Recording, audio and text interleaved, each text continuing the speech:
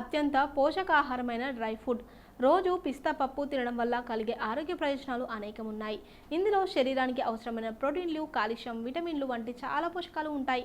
ఇందులో beta carotene, dietary fibre, phosphorus, protein, folate, thiamine, calcium, iron, zinc, magnesium, copper, potassium, vitamin A, బి6 మరియు vitamin K కూడా ఉన్నాయి. కంటి ఆరోగ్యానికి అవసరమైన లూటిన్, జియాక్స్థంటిన్ అనే యాంటీ ఆక్సిడెంట్లు పిస్తా పప్పులో పుష్కలంగా ఉన్నాయి. అమెరికన్ ఆప్టోమెటిక్ అసోసియేషన్ ప్రకారం లూటిన్, జియాంక్సతిన్ కంటి శ్లూకం వంటి దీర్ఘకాలిక కంటి వ్యాధుల ప్రమాదాన్ని తగ్గిస్తాయి. వయసు సంబంధించిన మచ్చల క్షీణత నుండి రక్షించుకోవడంలో కూడా ఇవి ఎంతగానో సహాయపడతాయి. పిస్తాలు మెదడు ఆరోగ్యానికి మేలు చేస్తాయి. పిస్తా పప్పులో ఉండే విటమిన్ బి6 రక్తంలో హిమోగ్లోబిన్ పరిమాణాన్ని పెంచడానికి సహాయపడుతుంది. అన్ని గింజల్లో ఫైబర్ ఉంటుంది. ఇది పేగుల ద్వారా ఆహారాన్ని తరలించడం, మలబద్ధకాన్ని నివారించడం ద్వారా ఆరోగ్యకరమైన జీర్ణ వ్యవస్థను ప్రోత్సహిస్తుంది. ప్రీబయోటిక్స్ అని పిలువబడే ఒక రకమైన ఫైబర్ గట్లోని మంచి బ్యాక్టీరియాను ఫీడ్ చేస్తుంది.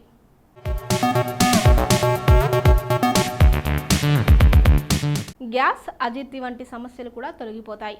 పిస్తాలో గ్లైసెమిక్ ఇండెక్స్ చాలా తక్కువగా ఉంటుంది. దాంతో బ్లడ్ షుగర్ లెవెల్స్ తగ్గించేందుకు చాలా బాగా ఉపయోగపడుతుంది.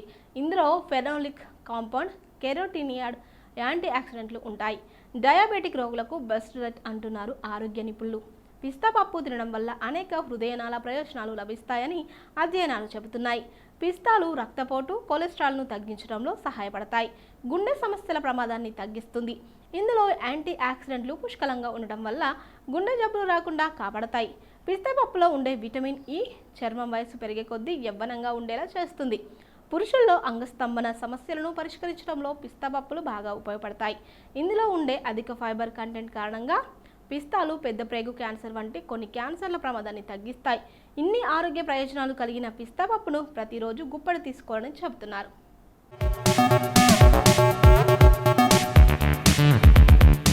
పిస్తా అనేది డ్రై ఫ్రూట్. ఇది శరీరాన్ని ఇన్ఫెక్షన్ నుంచి రక్షించడంతో పాటు మన గుండెను ఆరోగ్యంగా ఉంచడంలో సహాయపడుతుంది.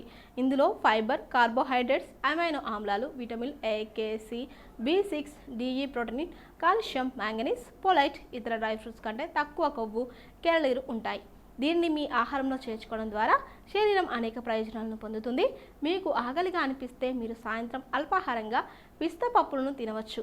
పిస్తా పప్పు 5 పెద్ద ప్రయోజనాలను తెలుసుకోండి. 1. జ్ఞాపక శక్తిని పెంచుతుంది. ఈ రోజుల్లో మతిమరుపు చాలా సాధారణం అయిపోయింది. పిస్తా పప్పుతో కొంతవరకు దీన్ని అదుపులో ఉంచవచ్చు. ఇందులో చాలా ఖనిజాలు ఉంటాయి. ఇవి మెదడు పనితీరును మెరుగుపరుస్తాయి, మరింత చురుకుగా పనిచేస్తాయి. పిస్తా తినడం వల్ల జ్ఞాపక శక్తి మెరుగుపడుతుంది. 2. గుండె ఆరోగ్యానికి మంచిది. పిస్తా తినడం గుండె ఆరోగ్యానికి చాలా మంచిది. ప్రతిరోజు కొన్ని పిస్తా పప్పులను తీసుకోవడం వల్ల చెడు కొలెస్ట్రాల్ తొలగిపోతుంది. గుండెను అన్ని ప్రమాదాల నుంచి కాపాడుతుంది. అందుకే ఇది గుండెకు అనుకూలమైన ఆహారాల్లో ఒకటిగా పరిగణిస్తారు.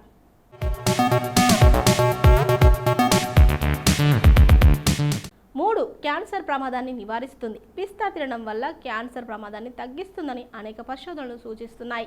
క్యాన్సర్ నిరోధకంలో సహాయకంగా పరిగణించే పిస్తా పప్పులో యాంటీ కార్సినోజెనిక్ మూలకాలు కనిపిస్తాయి. ఇవి క్యాన్సర్ను నివారించేందుకు తోడ్పడతాయి. 4. ఎముకలను బలపరుస్తుంది. బలమైన ఎముకలకు విటమిన్ డి, కాల్షియం అవసరం. ఈ 2 పిస్తా పప్పులో ఉంటాయి. అటువంటి పరిస్థితుల్లో దీని రోజువారీ వినియోగం ఎముకలకు బలాన్ని ఇస్తుంది. ఎముకలకు సంబంధించిన అన్ని వ్యాధుల నుంచి ఉపశమనాన్ని లభిస్తుంది. 5. కంటి ఆరోగ్య. కళ్ళు మన శరీరంలో అత్యంత ముఖ్యమైన భాగం. వీటి ద్వారానే మనం ప్రపంచాన్ని చూస్తాం. కాబట్టి వీటిని ఆరోగ్యంగా ఉంచడం చాలా ముఖ్యం. కంటికి మేలు చేసే ఏ, ఈ విటమిన్లు పిస్తా పప్పులో ఉంటాయి. కరోనా తర్వాత చాలామంది ఆరోగ్యంపై దృష్టి పెడుతున్నారు. అంతేకాకుండా చాలామంది తమ డైట్లో డ్రై ఫ్రూట్స్ని భాగం చేసుకుంటున్నారు. డ్రై ఫ్రూట్స్ తింటే ఆరోగ్యానికి మంచిదని నమ్ముతున్నారు. దీంతో బాదం, జీడి, పిస్తా, ఎండుద్రాక్ష, అంజీర్వాల్, నట్స్ వంటి డ్రై ఫ్రూట్స్కి డిమాండ్ పెరిగింది. వీటిని చాలామంది స్నాక్స్గా తీసుకుంటున్నారు.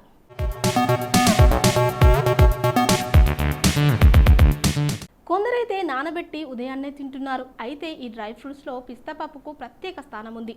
ఎందుకంటే ఇది నోటికి చాలా రుచిగా ఉంటుంది. పిల్లలకు కూడా పిస్తా పప్పును ఎంతో ఇష్టంగా తింటారు. రోజుకు 5 నుంచి 6 పిస్తా పప్పులు తినడం వల్ల ఆరోగ్యానికి ఎంతో మేలు జరుగుతుందట. ఇంకా రుచి సంగతి పక్కన పెడితే పిస్తా పప్పులో ఎన్నో ఆరోగ్య ప్రయోజనాలు ఉన్నాయి. ఈ పప్పు పోషకాలు కానీ వీటిని క్రమం తప్పకుండా తీసుకుంటే ఎన్నో బెనిఫిట్స్ ఉన్నాయి. అయితే ఎన్నో ఆరోగ్య ప్రయోజనాలు ఉన్నప్పటికీ పిస్తా పప్పు కొందరికి పడదు.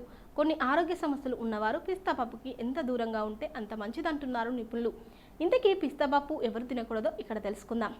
పిస్తా పప్పులో ఆరోగ్య ప్రయోజనాలు. పిస్తా పప్పులో పోషకాలు పుష్కలంగా లభిస్తాయి. Magnesium, copper, zinc, fibre, calcium, potassium, vitamin B6, iron, antioxidants, ప్రోటీన్లు వంటి ఎన్నో ఖనిజాలు, మినరల్స్ లభిస్తాయి. వీటిని తింటే ఇమ్యూనిటీ పవర్ పెరుగుతుంది. అంతేకాకుండా మెదడు పనితీరు మెరుగుతుంది. పిల్లల్లో జ్ఞాపక శక్తి పెరుగుతుంది.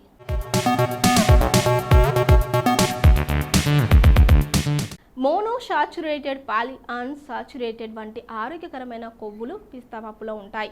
దీంతో పిస్తా పప్పు తినడం వల్ల గుండె ఆరోగ్యానికి మేలు జరుగుతుంది, కంటి ఆరోగ్యం మెరుగవుతుంది. ఇలా చెప్పుకుంటూ పోతే ఎన్నో ఆరోగ్య ప్రయోజనాలు ఉన్నాయి. అయితే కొందరు పిస్తా పప్పు తినకూడదు. చిన్నపిల్లల విషయంలో జాగ్రత్త. పిస్తా పప్పును చిన్నపిల్లలు చాలా ఇష్టంగా తింటారు.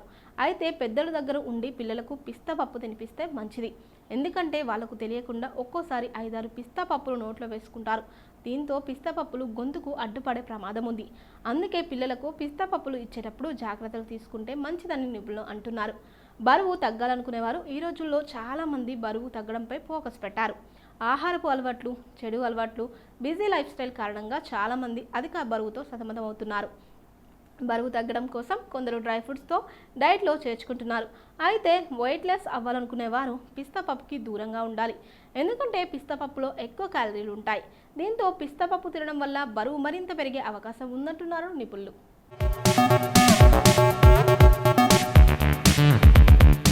శివాజీ రాజా తెలుగు సినిమా, టీవీ నటుడుగా 1985లో చిత్రరంగ ప్రవేశం చేసిన శివాజీ రాజా 260 చిత్రాలకు పైగానే నటించాడు.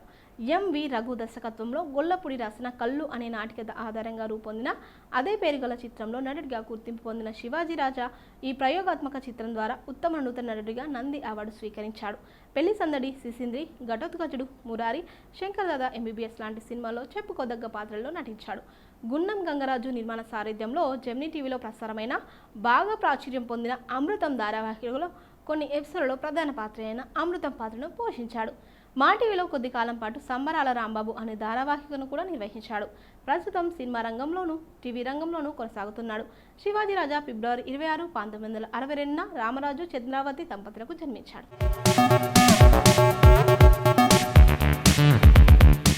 శక్తి కాంతదాస్ 1980 బ్యాచ్, తమిళనాడుకు చెందిన IAS అధికారి. ప్రస్తుతం భారతీయ రిజర్వ్ బ్యాంక్ గవర్నర్గా ఉన్నాడు. ఇంతకు పూర్వం భారత 15వ ఆర్థిక కమిషన్ సభ్యుడిగా ఉన్నాడు. దాస్ ఒడిషా రాష్ట్రంలోని భువనేశ్వర్లో 1957 ఫిబ్రవరి 26న జన్మించాడు. భువనేశ్వర్లో పాఠశాల విద్యను పూర్తి చేసుకొని ఆ తర్వాత ఢిల్లీ విశ్వవిద్యాలయం అనుబంధ కళాశాలలు అయిన సెయింట్ స్టీఫెన్ కళాశాల నుండి చరిత్ర అంశాల్లో PA ఇంకా MS పట్టాలను పొందాడు. సాద్ IAS అధికారిగా ఉన్నప్పుడు భారత ప్రభుత్వం అలాగే తమిళనాడు రాష్ట్ర ప్రభుత్వంలో ఆర్థిక వ్యవహారాల శాఖ సెక్రటరీగా, రెవెన్యూ శాఖ సెక్రటరీగా ఇంకా వివిధ బాధ్యతలు చేపట్టాడు. ఇతను అంతర్జాతీయ ద్రవ్యనిధి, G20, బ్రిక్స్, సార్క్ సమావేశాలకు భారతదేశ తరపు నుండి ప్రతినిధిగా హాజరయ్యాడు.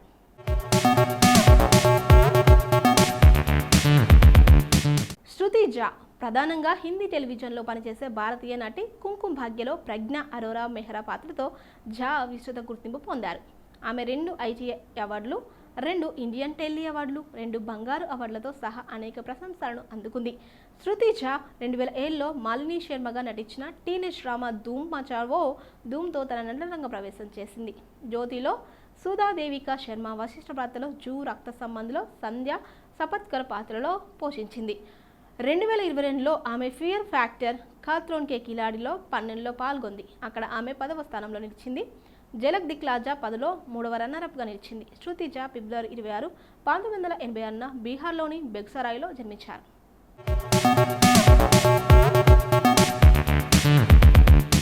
మన్మోహన్ దేశాయ్ ఒక భారతీయ చిత్ర నిర్మాత, దర్శకుడు. ఆయన 70-80లలో అత్యంత విజయవంతమైన చిత్ర నిర్మాతలలో ఒకరు. దేశాయ్ బాలీవుడ్లో ప్రభావవంతమైన డిమాండ్ ఉన్న చిత్ర దర్శకుడు. ప్రకాష్ మెహ్రా, నాసిర్ హుస్సేన్లతో పాటు మసాలా చిత్రాలను రూపొందించడంలో మార్గదర్శకుడు. మన్మోహన్ దేశాయ్ ఫిబ్రవరి 26, 1930న బొంబాయి ప్రావిన్స్, బ్రిటిష్ ఇండియాలో జన్మించారు. మన్మోహన్ దేశాయ్ తన కుటుంబ కేంద్రీకృత యాక్షన్ పాట మరియు నృత్య చిత్రాలకు ప్రసిద్ధి చెందారు. ఇవి భారతీయ ప్రజల అభిరుచులకు అనుగుణంగా ఉండేవి. వాటి ద్వారా అతను గొప్ప విజయాన్ని సాధించాడు. అతను సినిమాలు చాలా అనే కొత్త శైలిని నిర్వహించాయి. అతని చిత్రాల్లో ఒక సాధారణ ఇతివృత్తం కుటుంబ సభ్యులు విడిపోయి తిరిగి కలిసే కోల్పోయిన దొరికిన కథాంశం.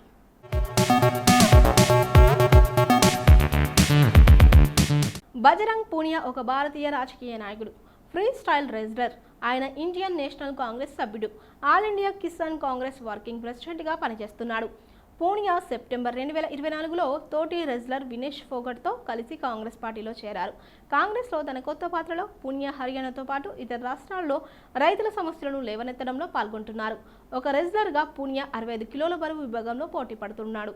2020 టోక్యో ఒలింపిక్స్లో పూనియా కజకిస్తాన్కు చెందిన డౌలెట్ నిజాజ్ బెకోవను 8 తేడాతో ఓడించాడు. కాంస్య పతకాన్ని గెలుచుకున్నాడు. అతను భారతదేశంలో 4వ అత్యున్నత పౌర పురస్కారమైన పద్మశ్రీ గ్రహీత బ్రిజ్ భూషణ్ చరణ్ సింగ్ సన్నిహితుడు. భారత రెజ్లింగ్ సమాఖ్య అధిపతిగా ఎన్నికైన తర్వాత నిరసన దానిని వదులుకున్నాడు. బజరంగ్ పూనియా హర్యానాలోని జజ్జర్లోని కూడాన్ గ్రామంలో ఫిబ్రవరి 26, 1994 జన్మించాడు.